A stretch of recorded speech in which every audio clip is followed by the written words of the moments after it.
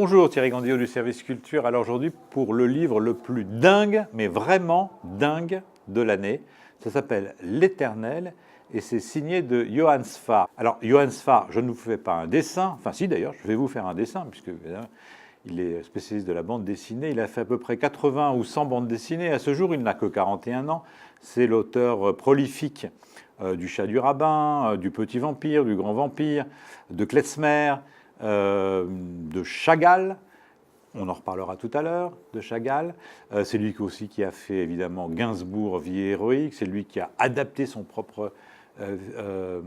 propre bande dessinée sur le Chat du Rabbin au cinéma, en animation. Donc, prolifique, polygraphe, allez, j'allais dire pervers polymorphe, et je vais vous expliquer pourquoi. Parce que ce livre, complètement dingue, c'est un roman qui fait 450 ou 480 pages, totalement, mais fou.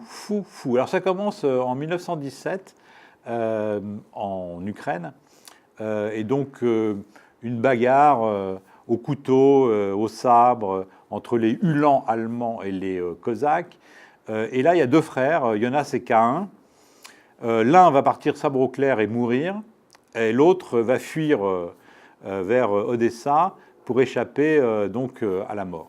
Mais celui qui va se retrouver sous un monceau de cadavres va finalement retrouver la vie et devenir vampire. Je vous rappelle donc que Johann Sfar a écrit plusieurs BD sur le petit vampire et le grand vampire. Et donc ce vampire, alors là, ça devient extrêmement drôle. Bon, évidemment, il vole. Alors il vole comme dans les toiles de Chagall. Tiens, bizarre, première référence. Et puis, c'est extrêmement drôle, comme les livres, les romans d'Isaac Babel, qui se passent tous à Odessa, je vous rappelle. Donc là aussi, on sent bien l'humour juif, qui est très toujours en train de relire le Talmud dans tous les sens, et puis poser les questions de l'existence, et tout ça avec un vampire qui vole dans les airs, qui évidemment suce le sang de toutes les proies qui passent après. Mais c'est un gentil vampire en même temps, il n'a pas du tout envie de tuer les gens.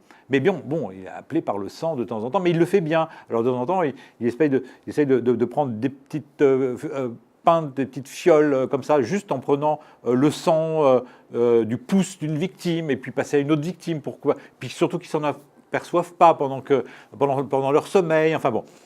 Finalement, on va rencontrer d'autres personnages, une mandragore, un loup-garou, ça devient complètement dingue. Alors, il y a un moment, je dois reconnaître que, donc j'ai dit, le livre fait 450 pages, il y a un moment, il y a un petit ventre mou, on trouve que là, bon, on ne sait pas trop où il va, etc. Et puis, deuxième partie, on se retrouve non plus Odessa 1917, mais aux États-Unis, en Nouvelle-Angleterre, du côté de Providence. Ah, Providence, mais ça me dit quelque chose, ça. Ne serait-ce pas l'endroit où Lovecraft, Howard Philip Lovecraft, donc l'écrivain de littérature fantastique bien connu, a situé tous ces romans, notamment à Arkham. Oui, justement, ça se passe à Arkham. Eh bien oui, Johann Sfar va faire revivre Howard Phillips Lovecraft, qui va avoir quelque chose comme 130 ans ou 140 ans, et là on passe dans un délire absolu, et qui va se terminer. Écoutez, je ne vous dirai pas comment ça va se terminer. Je vous dirai simplement, pour terminer, que vous devez lire ce premier livre, puisqu'on a parlé de vampires, de sang, de viande. Mon premier dîner végétarien, 141 recettes pour devenir végétarien, tout en gardant le sourire.